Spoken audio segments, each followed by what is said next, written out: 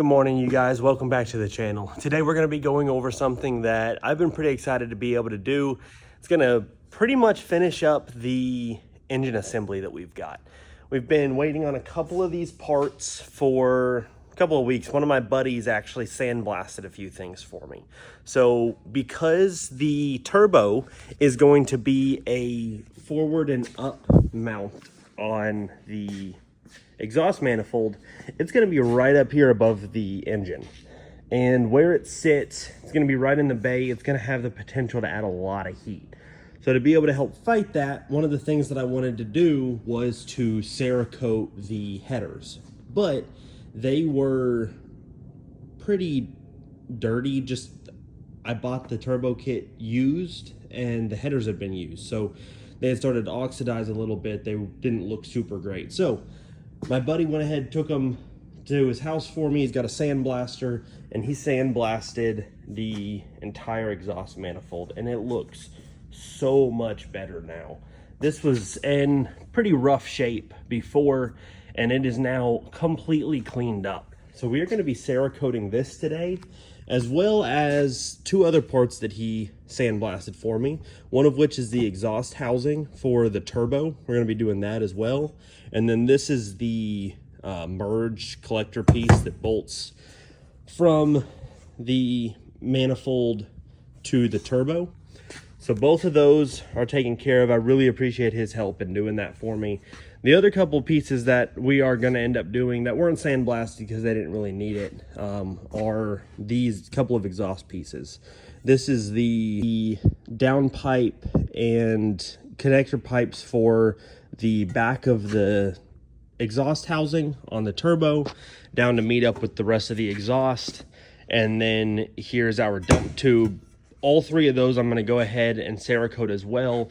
They're not as high potential to add a bunch of heat to the bay. However, they are still going to be in the bay. It's an exhaust component that really doesn't hurt to have powder or CERAKOTED, I guess I should say. The CERAKOTE will be high heat resistant, so it will help prevent any kind of corrosion or oxidation or anything long term on the parts, but it also does help with heat dissipation. It is a little bit of a thermal barrier, so as the exhaust gases are traveling through, it heats up the outside of that metal less than it would if there's no protection on it. So the CERAKOTE that we're going to be using is this C Series Glacier Black. Their Glacier series is designed for exhaust components. This is an air cure, but it's good up to 1800 degrees, I believe they advertise for it. So very heat resistant. It'll be a great thermal barrier. It should lay on pretty easily. What is recommended application is using one of these HVLP guns like I've got right here. So we are going to be using this for the majority of it, especially these larger open exhaust components, exhaust housing, things like that. But I did also buy an airbrush. They say use it with a 0.8 millimeter tip on it. And so I did pick up one of these as well. Being able to use this airbrush should help a lot, primarily around the smaller areas inside of the exhaust manifold. When I'm trying to get in between some of these pipes and stuff, I figured that having the larger gun will make it a little bit more difficult to be able to do that. So being able to have the smaller, finer tip airbrush should let me get in a little bit more of those cracks, get a little bit more complete coverage, and should help quite a bit with the overall look and everything of it. And the better that you can get coverage on everything, if you don't have 100% coverage, the areas that are uncovered where it's just bare metal will end up being the failure point at some point in the future, as long as everything else is prepped well. So being able to get complete coverage is really important whenever you're trying to paint something, but especially when you're trying to do it in a high heat type of atmosphere like this. So the only prep that we still need to do with these, I have got some isopropyl alcohol over here. I'm gonna come over, wipe everything down, and we're gonna tape up the ends of all of this stuff just so that our mating surfaces don't get material on them, so that they still seal properly. And we will also be taping up this flex joint right here so that we don't spray this. It's not gonna stay on well, it's not gonna look great. So we'll wrap this in painter's tape. The rest of it we are going to cover more than likely with some aluminum tape that I've got, just because it sticks really well to this metal. And we'll see what everything looks like here when we're prepped.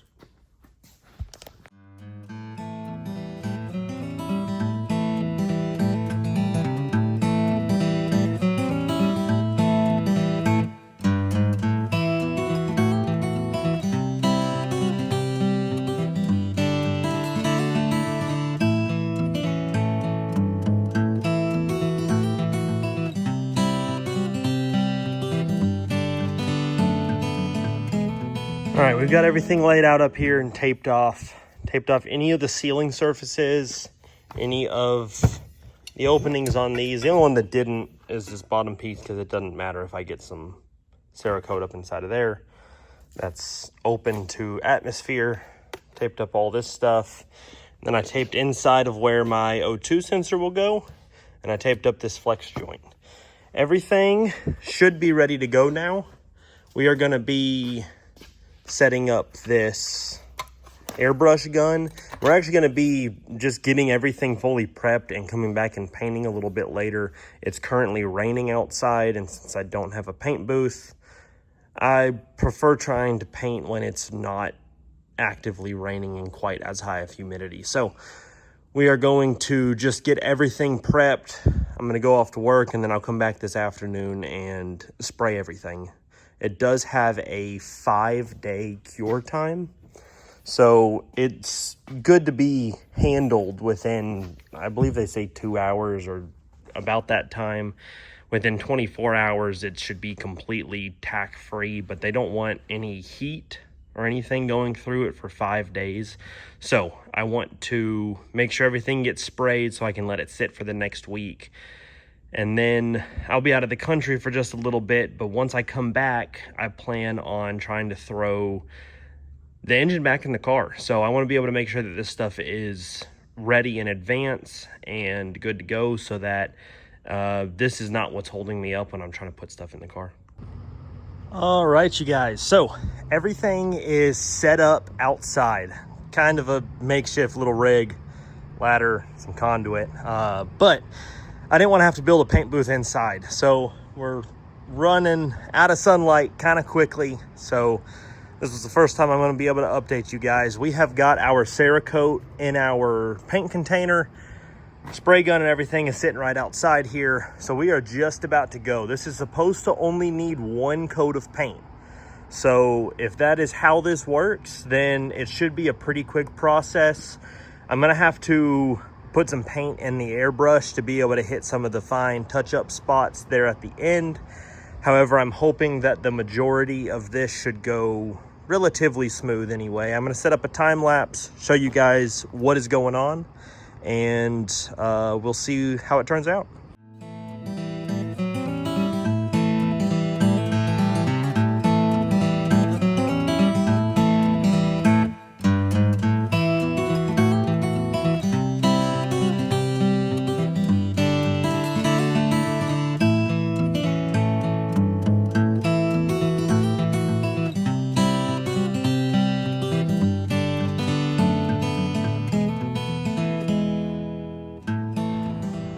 All right, you guys, that is, I guess, all of it. I actually ended up going over a couple extra spots, just a little bit thicker. If you guys saw when I walked away from the time lapse there for just a second, it's because the air compressor actually was not on when I started. So by the time I got to this piece right here, my air pressure was getting just low enough that I started to realize something was wrong. Ran in there, flipped it back on, it built up pressure quick, and we were good to go. But I put 1 thick coat on everything. I got pretty good coverage on all of it. I can't see anywhere that's not covered. The main one I was concerned about was this header manifold, especially inside of there. And it's actually the reason that I ordered the airbrush. But I was able to kind of come in from the top on either side where the header won't sit because you can't really see down here. So if I got a little bit of thick like runs right through here, it wasn't the end of the world because they won't be seen, which let me spray inside of that header collector. And I got, from what I can tell, complete coverage with the CERAKOTE. So that is the goal. I didn't even end up having to use the airbrush at all, which I'm actually really happy about. It's one less thing I have to clean up now. So this stuff needs to sit for probably about 30-45 minutes, maybe an hour max, since I did lay it on pretty thick, until I should be able to handle it just enough to carry everything back inside. I'm not going to be taking anything off of these hangers here. I'm just going to move them right inside to where they can be on a set of sawhorses inside so that they can just cure, they can dry. I'm going to let them sit on this rack and cure for at least the next 24 hours. Until I'm going to take them down, just so that I don't have to worry about potentially touching something and any paint coming off, setting it down on something and it's sticking to it as it's drying. So I am really happy with the way that this turned out. Hope that it looks good once it goes back on the car, but I will get back to you guys here in just a minute. All right, you guys, it has been about 2 days since the last clip here when everything was hanging on a rack right here starting to cure. And I finally got back today. I was able to take everything off the rack, as you guys can see, sitting here behind me on the workbench. Took all of it off of the rack, just took all of the aluminum tape off of it and made sure that everything looked good. And guys, I'm actually very, very happy. Very happy with the turnout of this. This laid on smoother than I expected, honestly. The outcome of this, just the shade of black that it is, it's a nice kind of flat, almost like frosted kind of look. And I think it turned out great. There are a couple of spots with a few small runs in it, especially here on the underside of the header. You can kind of see that line. That was me just spraying inside of here, trying to make sure that I got full coverage on all of the inside of that collector, and luckily it really looks like I did. I don't see anywhere on this header that is not covered, and I was honestly not expecting to see that with the design of this and some of this stuff having such tight tolerances inside of there. The fact that it's all covered is pretty amazing to me. So I was very happy about that. It laid on really thin, it laid on very smooth. We are gonna go ahead and mock this up on the engine. I say mock it up, we're probably gonna test fit it, make sure everything seems to go on okay. And then we're gonna start actually torquing some of these bolts down, starting to get the header finally put in place where it is not gonna be coming back off. The only concern that I have of hanging the entire turbo kit on it is I've currently got the oil pan taken off of it. I've got the oil pan off because I still have to get the turbo drain, the oil drain welded on.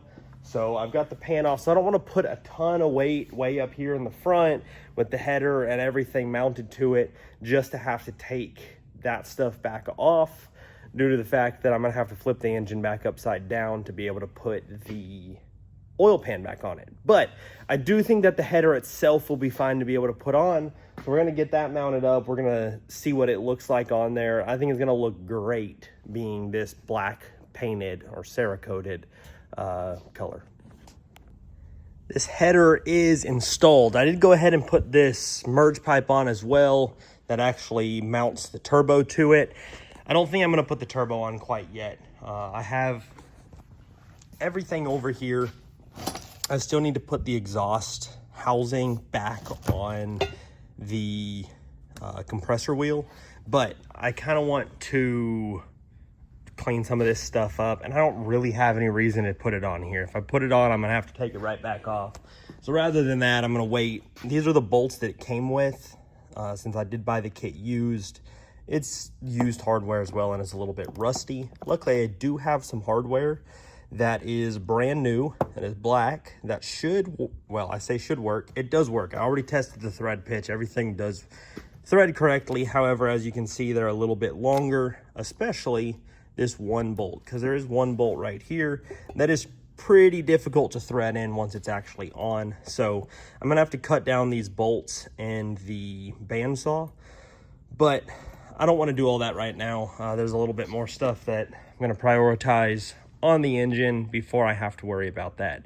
But the exhaust does look awesome being in place, so much better than it did when I mocked it up without the CERAKOTE on it yet. And no, it's a small detail, not something that's super noticed, but these new copper nuts that I put on just really add a really nice touch to that. It looks very, very clean with that. I'm honestly kind of getting to the point that seeing this engine go back into this car, knowing that the exterior is not in super great condition, it's not terrible, but it's definitely not great, is gonna be a little bit disappointing, honestly. I'm thrilled to be able to get it in there, but I do know that once it's in, I'm gonna be pushing hard to be able to get the exterior of the car done. The plan's kind of to drive it a season or two, maybe next winter, maybe kind of start in the spring or summer, depending on how I'm feeling. I'm probably going to body work the car, maybe try to put a body kit on it depending on where we're at, and respray the car, clean up the exterior to be able to meet what the engine bay and what the engine and turbo setup looks like, because it is going to be a pretty nice looking build that is going to be not what people expect to see in the engine bay when you just look at the exterior of the car. So this may actually be everything for this video. I'm about to be headed out of the country, so there's going to be a little bit of a holdup on much progress that's being made. So if you guys happen to not see a video for a week, that's probably the reason why. But if you guys did enjoy this video, make sure to give it a thumbs up, subscribe to the channel if you're not, and you guys let me know if there's anything else you guys would like to see. Stuff like this was sort of a last minute decision that, just because of how much of a benefit I saw that it would include, decided to pull the trigger, order the parts, get everything CERAKOTED. So if you guys have any other recommendations that may end up being a similar type of situation, that I just go for it because it'll be worth it in the long run, be sure to let me know. And I hope you guys enjoyed the video. I will see you guys next time.